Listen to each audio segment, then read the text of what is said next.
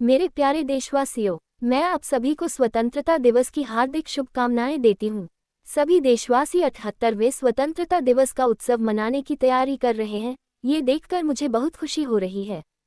स्वाधीनता दिवस के अवसर पर लहराते हुए तिरंगे को देखना, चाहे वह लाल किले पर हो, राज्यों की राजधानियों में हो या हमारे आसपास हो, हमारे हृदय को उत्साह से भर देता है। यह उत्सव 140 करोड़ से अधिक देशवासियों के साथ अपने इस महान देश का हिस्सा होने की हमारी खुशी को अभिव्यक्त करता है। जिस तरह हम अपने परिवार के साथ विभिन्न त्योहार मनाते हैं, उसी तरह हम अपने स्वतंत्रता दिवस और गणतंत्र दिवस को भी अपने उस परिवार के साथ मनाते हैं जिसके सदस्य हमारे सभी देशवासी हैं। 15 अगस्त के दिन देश विदेश में सभी भारतीय ध्वजारोहण समारोहों में भाग लेते हैं, देशभक्ति के गीत गाते हैं और मिठाइयाँ बांटते हैं। बच्चे सांस्कृतिक कार्यक्रमों में भाग लेते हैं।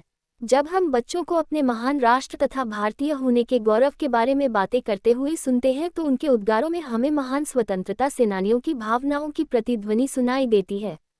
हमें यह अनुभव होता है कि हम उस परंपरा का हिस्सा हैं जो स्वाधीनता सेनानियों के सपनों और उन भावी पीढ़ियों की आकांक्षाओं को एक कड़ी में पिरोती है जो आने वाले वर्षों में हमारे राष्ट्र को अपना संपूर्ण गौरव पुनः प्राप्त करते हुए देखेंगी।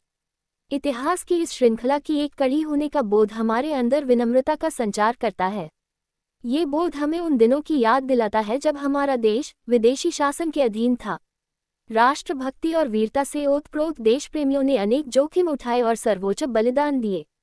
हम उनकी पावन स्मृति को नमन करते हैं। उनके अथक प्रयासों के बल पर भारत की आत्मा सदियों की नींद से जाग उठी। अंतर्धारा के रूप में सदैव विद्यमान रही हमारी विभिन्न परंपराओं और मूल्यों को पीढ़ी दर पीढ़ी हमारे महान स्वाधीनता सेनानियों ने नई अभिव्यक्ति प्रदान की।